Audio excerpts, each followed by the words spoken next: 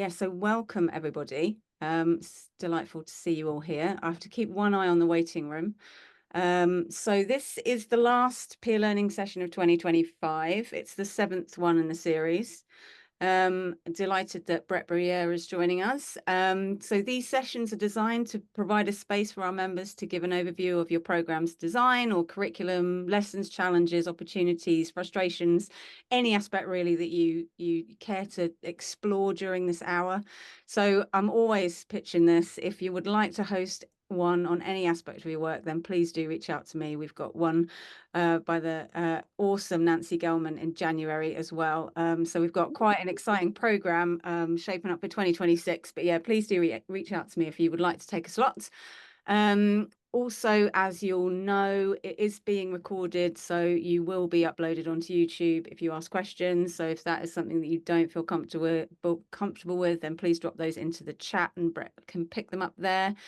I'm going to stop talking now because it's the end of the day and I always lose my thread, and hand over to Brett, who is going to talk to us about the CReST tool. So it's the Conservation Readiness for Success tool. And so, yeah, over to you, Brett. All right, thank you, Shelley, and it's good to be part of the CLTN community this morning for me, and whatever part of the day it is for all of you. Um, yeah, I'm gonna present about something I've been working on for the last, like the mechanics of the tool, working on for the last, we've started last winter, so not quite a year, but sometime around a year. But in concept, this has kind of been something that has been years and years in the making, and it's a little bit more of the background there. So I have been involved in CLTN primarily in my role as the director of the Masters in Conservation Leadership program at Colorado State University. But I am stepping away from, well, stepping away. I hate to use the word retire because it makes it sound like I'm done working, but to sort of fast forward to the punchline, it's like I'm eligible as of February by age for what CSU offers in retirement. And I've hit the other benchmarks, and it's just time to pursue some new challenges. I just need to feel a little, I just need to feel in over my head again and have some new problems to solve. So the CReST tool kind of catches me at the sort of tail end of an academic career and transitioning to something that I'm hoping is more kind of working directly with more practitioners more often in ways that can really kind of strengthen their conservation work. And so I'm kind of wearing a couple of hats, and I think that will come across when I'm talking. Like, is the academic talking, or is the whatever I'm doing post-academic talking? Which tell me if Shelley, are we good as far as seeing what I'm hoping you're seeing? Okay, let me share that screen. All right, we all good there? Okay, and once you share your screen, you can't see the chat. So throw questions in the chat, and then I'll see those later once I stop sharing, or just feel free to interject along the way. I think our group is small enough that not a big deal to just kind of go for it. If you've got a question along the way, so you don't need to hold your questions to the end, but feel free to do that as well. So this tool, the CReST tool, there's always that tendency in conservation to figure out an acronym for stuff, and so I fell for that again and had felt like I had to give this a name. So Conservation Readiness for Success tool. So let me kind of give you a little bit of the origin story here of where this tool came from. So again, in my former role as the director of our Masters in Conservation Leadership program, it was a role that I stepped into in 2012 and led up until last year. And I'm in a conservation social science department at CSU, Department of Human Dimensions of Natural Resources. And stepping into that role, the program had been around at that point for two cohorts, and we're now on cohort 15. And so, any sort of program or kind of organizational initiative, kind of, you're sort of learning as you go on what's working and what's not, and where you need to adapt based on those first rounds of lessons learned. And when I stepped into that role, starting with the third cohort, I just sort of was asking myself kind of the usual questions that I often ask, when I'm in a position like this, which is like, so what are we trying to achieve? At the end of the day, like the outcomes are hopefully what? And I think in some respects, our program, and I think this occurs a lot in higher ed and probably a lot in the nonprofit sector, we tend to kind of get fixated on what we're doing. Um, and I'm just sort of wired a little bit more to like, what are we trying to achieve? And then we'll figure out what we need to do to accomplish that. And we didn't have a lot of clarity at the time on when I stepped into that role on exactly what are we trying to achieve. Like there were not sort of clearly defined program level objectives. And I was asking the question of like, if this is a leadership program, like what does that, what's the skills and knowledge that we are hoping students are gaining some proficiency in if we're saying they're leaders? And maybe to some extent that's a pretty common kind of academic exercise. And what do we mean by this word? But that is what I did. I was being the academic that I was. It's like, what do we think we're accomplishing in terms of proficiency if we're calling these folks conservation leaders? So that kind of led me down some roads of looking at literature.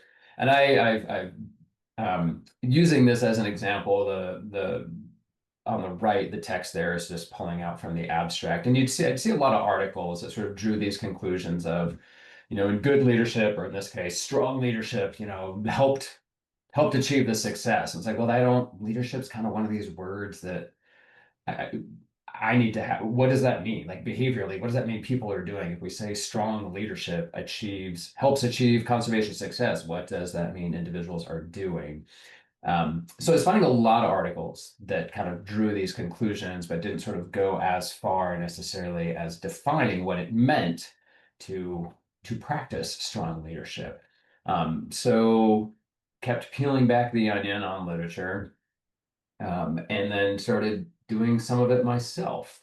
So if I don't have a graphic on this, but if you were to look at sort of the trends of when the terminology conservation leadership starts showing up in academic journal databases, it's pretty quiet and there's not a whole lot there until you start getting into around 2010. And then there's this like uptick, and then there's a much bigger uptick starting around 2015.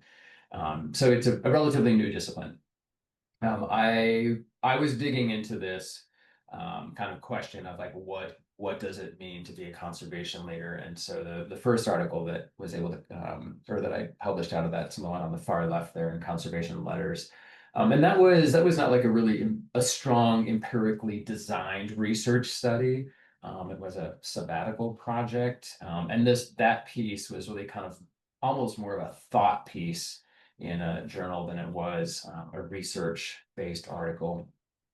Um, but that kind of started that broke the ice for me on beginning to understand what it meant to be a conservation leader. There was another project that maybe some of you are familiar with because it had several just really great colleagues from different organizations around the country, or around, I guess in Jamie's case with IUCN, even globally, where we were working with the three organizations listed at the bottom. Global Wildlife Conservation is now known as ReWild. So if you weren't familiar with that kind of rebranding, but those three organizations kind of pulled their efforts together and hired or contracted with kind of our team to do a landscape study of what's going on in the world out there in terms of conservation leadership programming, so capacity building for conservation leadership. This was 20 started in late 2018 and wrapped up in 2020. And so that project was pivotal for me as far as kind of some things starting to crystallize on what it meant to be a conservation leader, while the study itself was kind of almost like a gap analysis of what's going on out there in the world of capacity building for leadership. We were digging into like what is the content of those programs, and then having conversations with people running those programs as well as other practitioners about like, what do you see as the skills and knowledge that a leader that a conservation leader would have, both now as well as look into like the next 5 to 10 years? What do you think people are going to need? So that was a big study for me as far as feeling like I came away from that work, feeling like I think I have something that's crystallizing in my mind on what it means to be a conservation leader. And then that led to the third piece, which really kind of ended up kind of being the foundation for my own understanding of it, where a colleague and I, Seth Webb, who is at University of Colorado Boulder, down the road from us here, and did a more exhaustive, systematic review of literature about the topic and broadened it a bit. So instead of using keywords like conservation leadership, we're looking at conservation success. Why do projects succeed when they do? And do we know why projects fall short when they do? So just kind of a couple example screenshots of the types of articles and the titles that we were reviewing when looking through like literally hundreds of articles. So this work or this research was this systematic review. It wasn't us going out and talking to conservation practitioners. It was reviewing gobs of literature that addressed the topic. That led to this article in Oryx that was, I believe, published in 2021, if I recall correctly. We had a framework. We created a framework based on that systematic review, and then our own experiences at that point. And that framework included 5 domains. You see one kind of clearly blocked out there, and I'll get to what's going on there in a moment.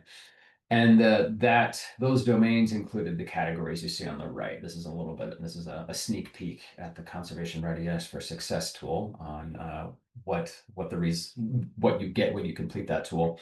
And those categories are, starting with the top left, stakeholder engagement, which are really the structural processes that are in place in a conservation project for stakeholders to influence deliberation, decisions, conversation. So think of that in that sort of structural process way. Do we have, the mechanisms in place where stakeholders can get to us and get to decision making and get to a project discussion?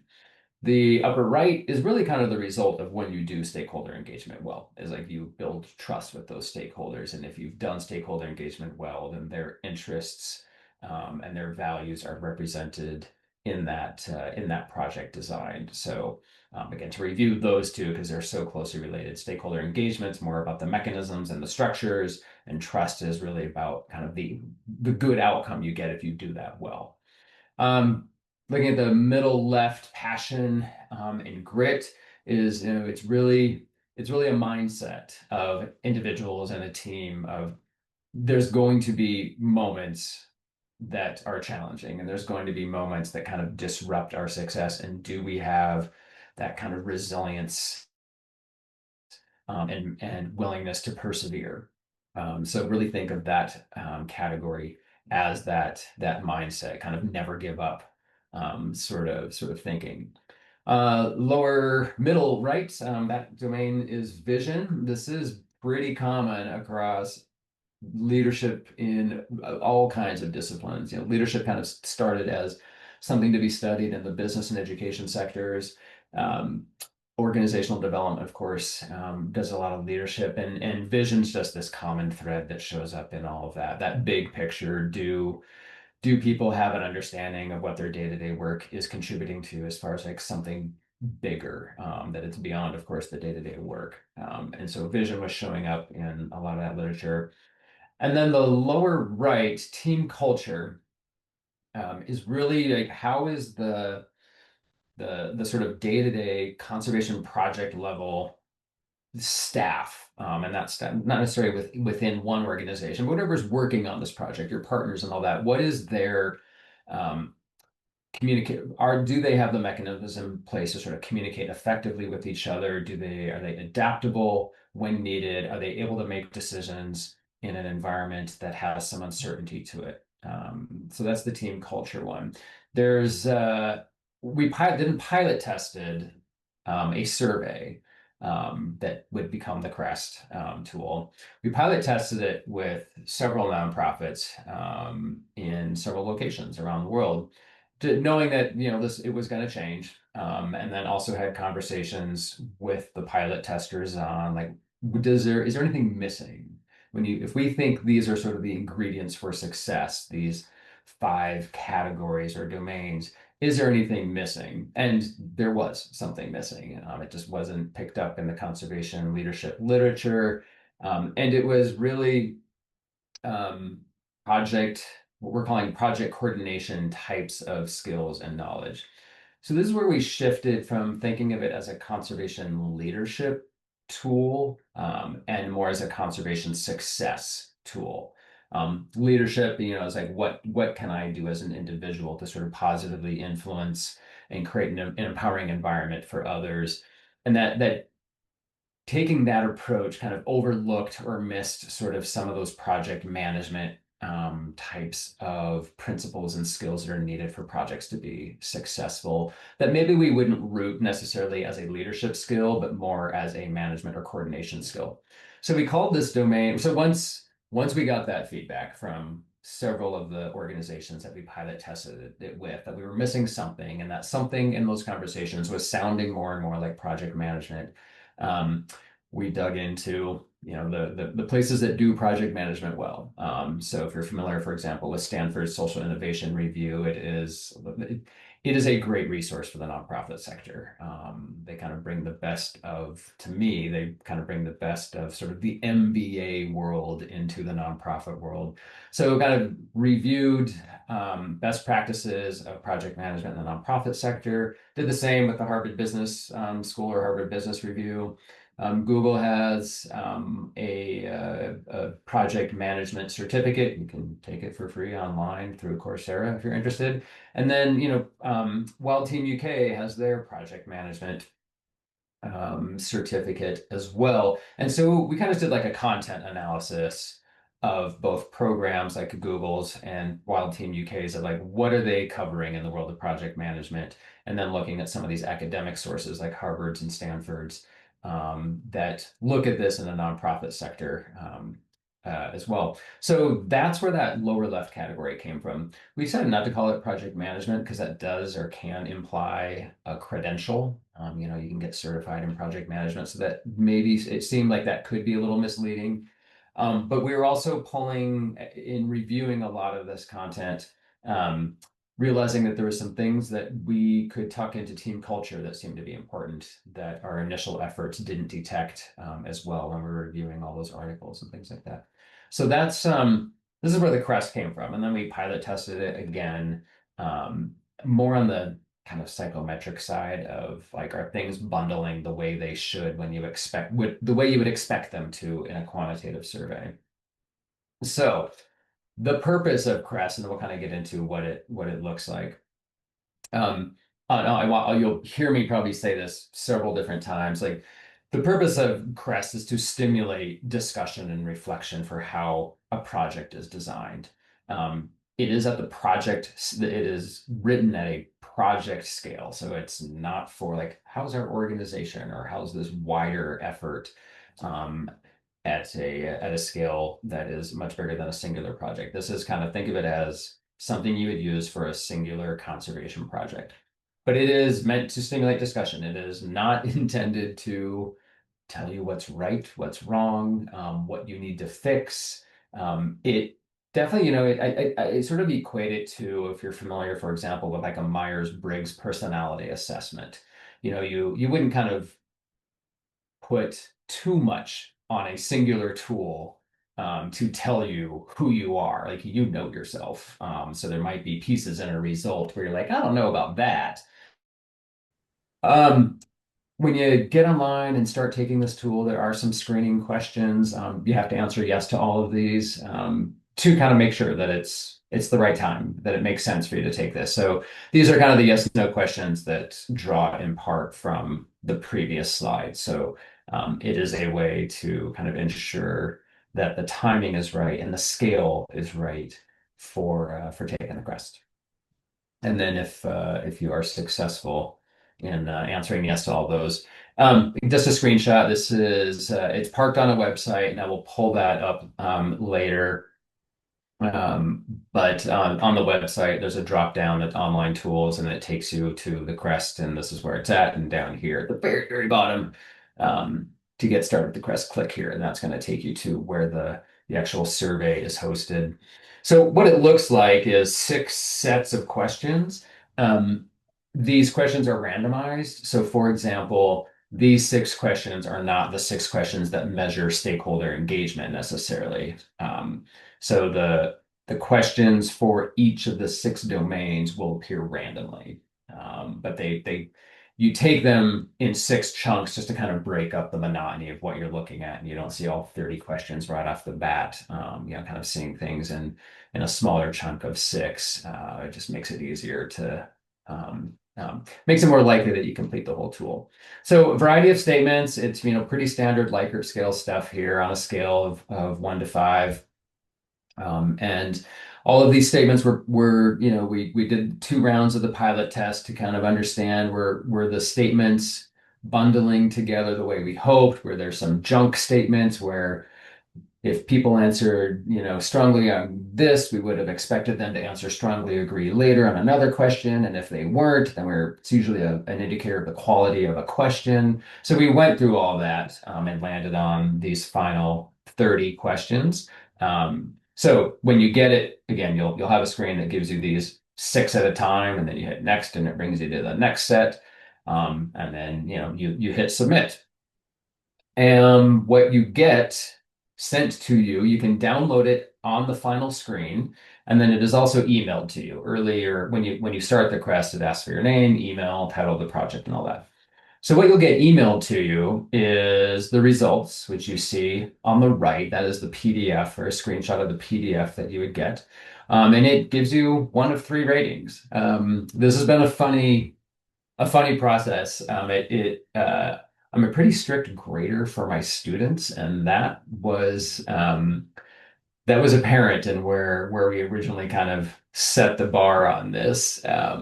So what you need to do or where the ratings come from, right, is you've got X number of questions that are being bundled together to create a score for one of these 6 domains. There's between 4 to 6 of those items get bundled to create the score for one of these domains. So when you add up all the scores, you need to get at least an 85% or better to get the excellent rating. You don't see those numeric scores. That's all happening kind of behind on this platform called JotForm, where we attach a value to each response, and then it calculates the collective total of the statements and so on, and then figures out whether to give it an excellent or emerging, meaning like, hey, you're at a good starting point. Like you should feel good about where you're at, but know that there's a little bit of room for growth. Um, and then reflect, which is kind of a nice way of saying like you might want to take a closer look at this. In fact, I see that I overlooked fixing that. Down at the bottom, you see the word vulnerable there. That's what we called it initially, and that was not well received when we pilot tested it. So we called it a softer term of reflect. But that's where that's how the scoring is determined. Again, you don't see that. It's all happening behind on this platform called JotForm. So you get the results on the right. It will have your name. Let's just put when I did this for the a mock one for this presentation, like, BB is just my initials. And then you would have a project name that would show up here. I just called it example. All right, as far as how you take it, we were curious, we had asked when we pilot tested it, um, you had kind of multiple options on how you could take it, and I'll get to kind of what was most common here shortly. All members of sort of the project team could take it together. And then that obviously, as they're going through the 30 questions, there's going to be conversation and discussion. So it's kind of facilitating some collaboration along the way, like some ideally good, healthy collaboration along the way on how people are seeing individual components of the project. But because it requires the team to take it together, it's going to take some more time. The most common approach that our pilot testers used was that several members of the project team took it individually, which kind of just seems realistic. Like, hey, go take this, and then we're going to meet and talk about everyone's results. So everyone takes it individually. They each get a result, and then they bring that result and they have a conversation about it. Like, where did they have common results? Where did everybody sort of see, for example, stakeholder engagement as a strength? Where did everyone where did they have commonalities? But then also where did they diverge on some of the other potential categories in terms of their results? So that requires more coordination because you got to have X number of people take it and make sure they take it and then bring them together and have that conversation. And then the third option, which was used a little bit, was like, just one person completes it for the whole team. Probably from my standpoint, the least preferable option, just because it's not collaborative. It's one person's perspective on answering those questions, but obviously very efficient. So again, the second one seemed to be the most common way that that it was taken. Nita, I see that you have your hand raised. Yeah, forgive Brett. We have a little technical issue when we Oh, switched over the leading of the call. We somehow stimulated a timer, and you all might see that we're gonna might lose the call in about 4 minutes. oh, So okay, I'm gonna send a new link to the entire. So if we get cut off, which Shelly and I think we will, okay. I'm going to send a new link to the whole group through the email that's attached to the invite today. So we apologize, but it is what it is. So we'll Yep, move forward. So, but if yep. we get cut off, No I do worries, no apologize worries. to do that. I will. I'll just keep going Apologies, until folks. things get cut up. No worries at all.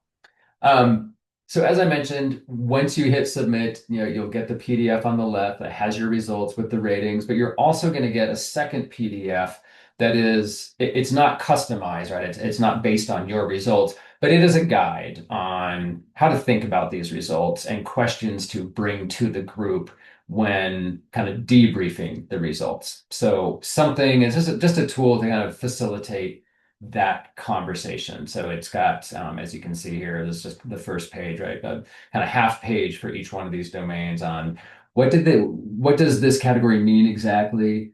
And then what questions would we ask ourselves when we're kind of interpreting our results? So that's a second PDF that comes attached to the email with your results. As I mentioned, so what do you do with the results? And I will reiterate, it is intended to stimulate discussion, not diagnose, not prescribe.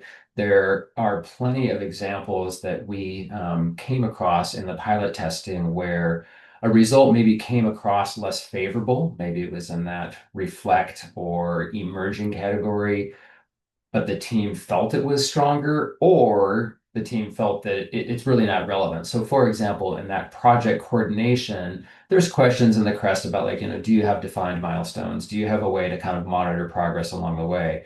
And for projects where it's like, hey, we're just a two-person team and this project's pretty small, maybe it doesn't need that level of kind of project management tools and strategies. And so, yep, Nina, go ahead. Or is that still left? Oh, sorry. That might just be left over from the last one. The the notification that the hand is up. Yeah. No worries at all. I was just like, oh, that might be a technology thing that we um so keep that in mind. Put those results in context. It may make some sense that the result is, the goal here is not to get six excellence across the board. I guess maybe that would be great, but it's also conceivable that you don't need to be excellent on all six of those, depending on the characteristics of the project. So use the results to think and reflect, bring a growth mindset to those results. Don't just dismiss something you don't like, because that doesn't help us grow personally and professionally.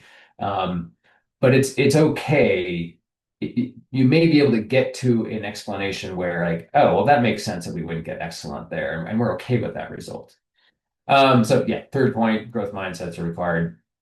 And then, the fourth, and I think this is sort of my best case scenario for this, is like it will help identify where there are the clear strengths and assets are within the project design, and how and can those be leveraged to address areas where there appears to be some room for growth. So it's not, I think there's a tendency to kind of look at a tool like this where like, oh, where are the deficits? Where do we need to get better? Let it also show you where things are great. And then think about if there a way that we can use those assets and use those strengths to address areas that you feel you may need to address. Okay, so this is where I've got my second hat on. So as I'm kind of transitioning out of my role at Colorado State University, I am like shifting over to doing some consulting. To be honest, it just is a much easier exercise to not try to park this on a university website. I can't begin to tell you about the bureaucracy involved in that kind of stuff. So this is not like a veiled attempt to try to get you all to hire me as a consultant. It was going to be easier for me to host this on a site of my own. It is a free tool. And if you go to the website, switchback to summit, because I love trails and I'm working with this metaphor of like, I'm going to help people get through their switchbacks and accomplish their goals. Is at switchbacktosummit.com with the number 2 as the word 2. And then across the top, there's a menu, and there'll be a drop down under online tools. And there it is, Conservation Readiness for Success tool. The nonprofit accountability transparency is reworking that one if you're interested, but it's like a way that NGOs can sort of think of it as like the Form 990 equivalent of showing your accountability and transparency measures. For those not in the US, Form 990 is the annual form that nonprofits have to file to be in alignment with what is required of the Internal Revenue Service of the federal government. So anyhow, there's some other stuff there, but there's the CReST tool as the first option under that drop down. Again, it's just a screenshot, so you're not seeing it happen in real time here. And there's like a bunch of cool pictures of trails throughout the website. So if trails is your jam, then just go cruise around and look at the photos for that. Yeah, so that really was like we were so close to being done before we had to switch. I could have just maybe sped it up, but um, questions from anyone, and I will. I think I'm gonna stop. Yeah, Molly from the Denver Zoo Conservation Alliance. Thank you. Molly and I know her. I can be a little silly with her. Well, first of all, thank you, Brett, for that presentation. That's fantastic. I mean, I know you had shared and circulated CReST a few months ago, and so it's great Yeah. to actually hear you kind of explain the origin story and kind of how it's intended to be applied. This is really just more of, as you were talking and the focus on project management, would it be fair or accurate to say that that CReST is also an assessment tool for change management and the Mhm. viability of teams being not just project coordination, but their readiness for change management as well? Would that be Yeah. accurate?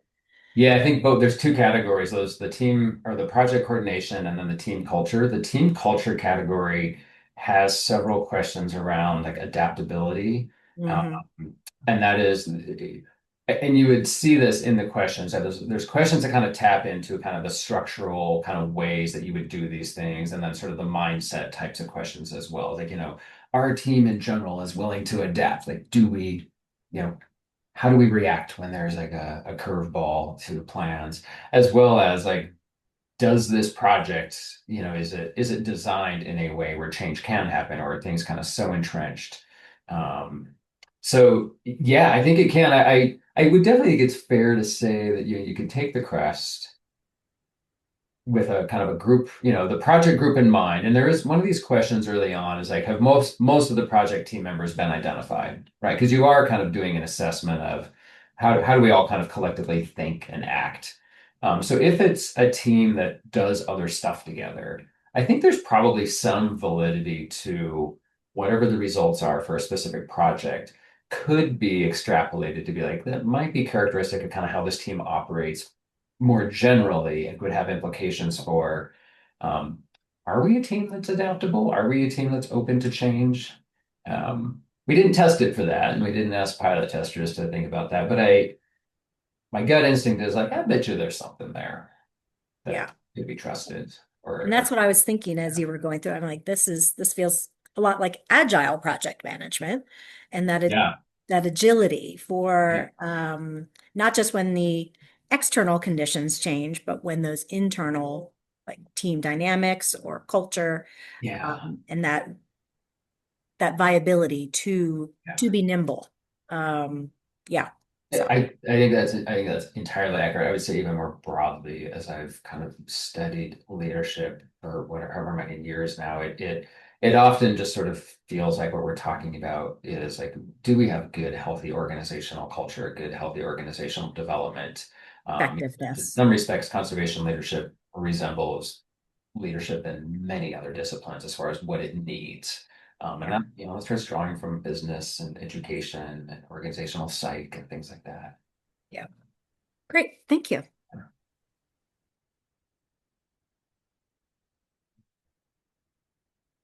Any other questions? Brett, I'll ask a question. Yeah. In the assessment, have you made resources available that if a team were to score low in a place where they need to score higher? I mean, we always like, I mean, with Yeah. all these assessments, we're always like, sometimes it's normal to score low because maybe the team is newly formed, or, we just kind of expect it, but what we know we're kind of on track for improvement.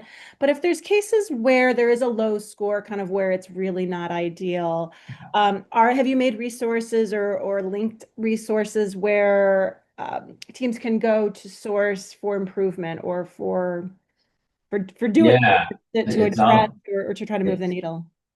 it's almost like I asked you to ask that question, which I didn't, just to You be clear. didn't. You didn't. I see. So I am, as on you get the two PDFs. One's the results, and then one is sort of how to make sense of your results or how to better understand this category and questions you might ask your team.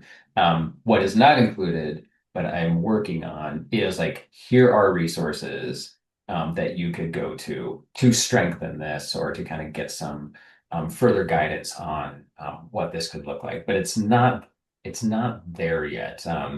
Part of that has been my own starts and stops on just my mind is like, oh, what does the academic literature say? And I have to like keep holding myself in check that those are not user-friendly resources.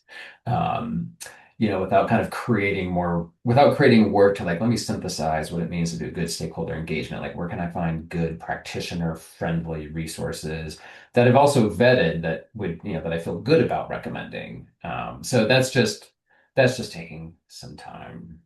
Understood. Of Yeah, course. but it will ideally be in addition to that kind of guide that you get once you receive results.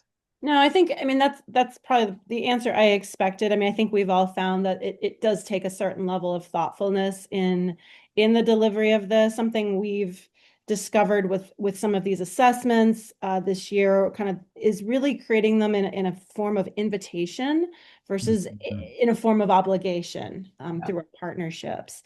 And of course, teams want to show up. Of course, partners want to show up ready, but the reality is sometimes we come against challenges that are almost unforeseen, even though we thought maybe they were ready for X, Y pops up.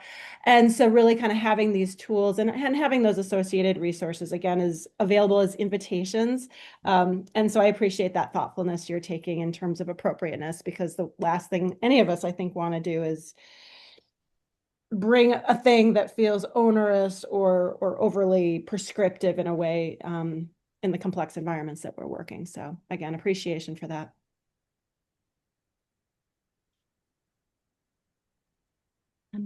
Brett, hi. Hi, Thank you Nancy. so much. I hope it's okay to jump in. Yeah, thank you Yes. so much for your presentation. This is so timely. Thank you so much for sharing. I was curious if your guide is just available, if that's that we can just access, because I think all of the things that you've talked about are very useful, but if you're not working on a project, can you Yeah. still get access to? Yeah, I mean yes, absolutely. I can just email that to you, but what I'm also going to make a note too, because it just makes sense. Like, I should also just park that on the website so that people aren't going to dig for their email from however long ago. Like, oh, there was that attachment. I should just put it on the website as well. So in the interim, if you want to email me, I'll just email it to you directly. But I'm making a note to get it on the website. I'll put Yeah, I've got a couple of emails these days, but there's my CSU email. I think yeah, email me there and I will email it back to you or email it to you with an attachment with the attachment there to take a look at it. So, and I have another question too. Yeah. Do you see that this could be used as an evaluation tool in some ways for like a Yeah. project that's gone on? How effective was the teamwork? How effective was the culture? How Right. effective? Right. You know, it's so the Oryx article, sort of where we were kind of putting our framework out there. So the first author on that is Seth Webb. So he was my PhD student, and this was CReST is really kind of a product largely of that PhD work. Um, there was several of us sort of, you know, in creating this, including with Seth, it was like, is this evaluation? Because again, that could mean something so specific. Um, we could sort of say, yeah, again, this is like something to help you evaluate your project design, and we can sort of say it like casually like that. I wouldn't go so far as to say this is an evaluation tool, and part of that's just my um, I guess almost kind of like I want to respect people that do evaluation as like their professional, you know, their professional vocation. And we didn't. That's not the hats we were wearing when we put it together. And so that's where we kind of shifted it to like this is like a are you ready for success? I mean, I think it was even when we came up with the tool, one of us said it like that. Like, this is about like helping people know if they're ready for success. Ready for success, ready for success. Those are good words for acronyms.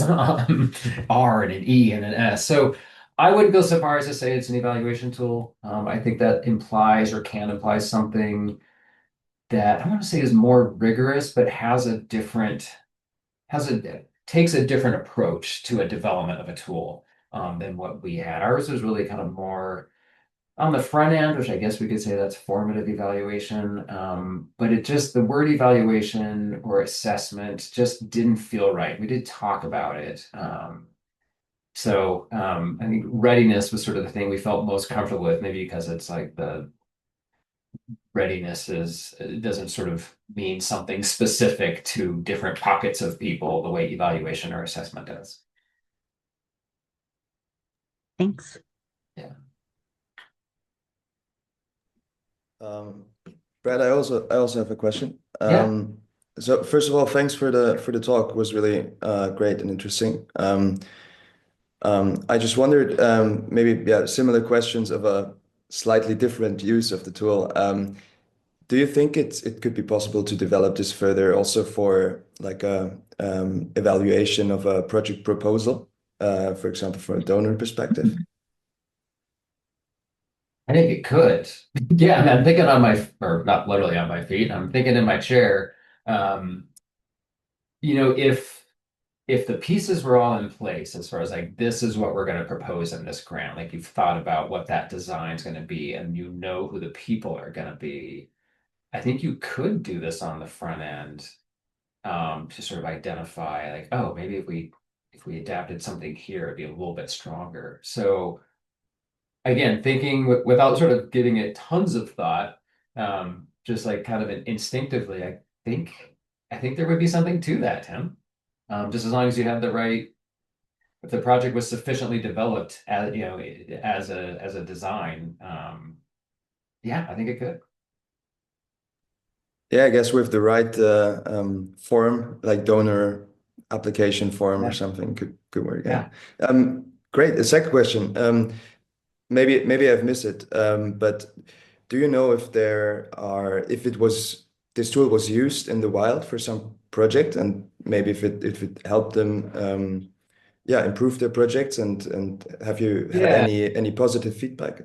Yeah, so let me I'll have a longer winded answer to that than it probably needs. But in the original framework, which just had the 5 domains, before the project management piece, we ground truthed that with several projects. So for example, there was a mountain plover, which is a conservation project here in northern Colorado where they work with farmers to identify plover nests, which are ground nesters and vulnerable to like literally being run over by combines. Owasso lions in northern Kenya. We pilot tested it with them. And so what we were doing there is like projects that were known to be successful. So it wasn't like, is our project good, strong? We're not sure. It was like known successful projects. We wanted to see like, did this hold up? So that was the initial kind of just ground truthing the framework. Where we go back, we developed a tool and all that, and then we pilot tested it with a much larger group of people. Just kind of quantitative survey, give us your results. I may follow up with a few of you. It wasn't like we didn't have exhaustive conversations or in-depth conversations. Um, the main takeaways from there, as I had mentioned, was like, in general, the results didn't surprise people. They're like, yep, we were strong where we thought we'd be. We were vulnerable where we thought we would be, but then that project management piece was missing. Like you're not capturing something. You're not capturing something that is important to our success. It did just anecdotally, what I can say is in following up with some individuals, mostly for my own curiosities, but also as like trying to figure out like what I could offer practitioners. Like, let me work with you on this, if you want it. So there have been two two clients to work with, like, let's talk about how you improve your stakeholder engagement. So I think it was successful in that it got some practitioners to think as well as to like let me what some action we can take. I will also, just for purposes of transparency, be like some people hated it. And my in those conversations I would attribute that in part, this is going to sound judgy, to like just not in the right mindset to receive feedback at that time. Like it was, because when I was talking, like, well, let's talk about what you have as far as mechanisms for stakeholders to be involved. Like that doesn't sound great. I think that might be why the score you got was like, but we do it well. I'm like, right, but it is kind of vulnerable because it sort of sounds like the stakeholders kind of need to know who you are to have your email address. Like there's nothing like so it hasn't always been wonderfully received, but I do that's that readiness part of like, are you ready to get feedback? And if you're kind of in a more dismissive mindset at the time and you're stressed out, like maybe now's not the time. I see. Thanks. Very interesting. Or did you know you had your hand up? Yeah, I did. Okay. Yeah. Oh my gosh. No, I really love what you brought up about how could this be used to shape a funding proposal. And it got me thinking about how could this be used to help shape a theory of change Mhm. or a results chain of, again, bringing, especially if you're targeting a donor or a grant, asking for funding, that you have taken additional steps to predict success or to mitigate where those pinch points might be to help your chances for success. And so bringing some reassurance by the use of this additional tool that we want to mitigate at the earliest point, and we want to avoid those pinch points, and we want to ensure that we have that growth mindset. So I love what you brought up, Tim. I think that's a Yeah. brilliant idea about how you use this to shape a proposal when you're looking for Yeah. resources to do the project. As I'm sitting here thinking, I'm just like, oh, this is like classic iteration. It's like you come up with something, you put it out there, you get feedback, and Tim just gave some feedback. I'm like, oh, I didn't even think about that. Like It, we could, how we describe the utility of this tool could change as like a pre-funder in kind of in your pre-funding stage. So sounds like it's I have time to for give you an acknowledgement somewhere on this tool, Tim, if we end up doing this. the incubator needs to get back together. Let's, yes. That's it. You have your hand up. Yeah, I wanted to add to that at Fish and Wildlife Service, capacity to carry out a project is usually one of the criteria. So it is, in terms of what donors are looking for, if you can show that, well, our team has done this tool and we're, using and we can show that we've been successful or readiness for success. Is something to think about. So getting back to Tim and Molly's point, I think donors do want to see. It's just could be another tool. I mean, this would be like the Demonstrate. dream scenario, right? Is like, we completed the CReST and all the funders like, oh yeah, we know the CReST. All right, good. Not for any sort of ego reasons, but just that it has merits, that it could be good. that it is so good that funders would eventually get to a place where like, I don't say they require, but it would be like value added to your proposal that you kind of ran your design through this and made some adjustments as a result.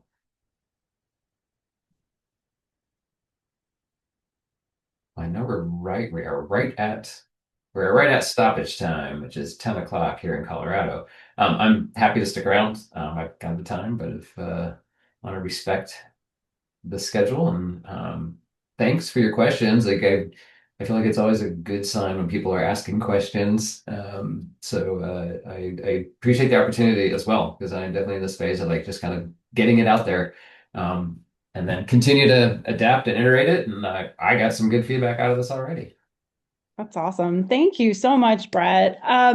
Shelly's internet remains unstable even though she's here, so I will make our closing. I will close the envelope by just sending the reminder that we do have a call on January 14th scheduled at 5 p.m. GMT for the CLTN 2026 kickoff. I think that's a glitter hand moment.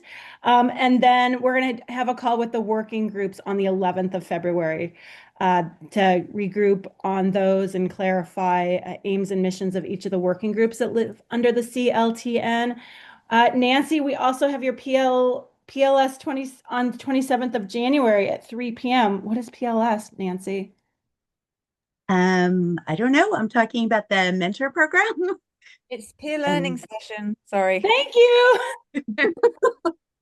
What's PLS? Great. And that'll be on the 27th of January. So, and we'll be sending out invitations and calendar markers for all of those. So I will be sending Shelly my piece of the recording if others who grabbed a piece of it as well, and she'll stitch it together. But thank you again, Brett. It was really wonderful to hear about this. Thank you for the invitation for feedback. And I think we're all thinking a bit more about how something like this could be used. So I wish everyone a beautiful rest of their day or evening, depending on where you are. It's great to see everyone. Thanks, everyone. Bye. See you Friday, Brett. Yep. Bye. Bye, guys. Thank you. Bye, Tim. Bye, Tim. Hey, Tim.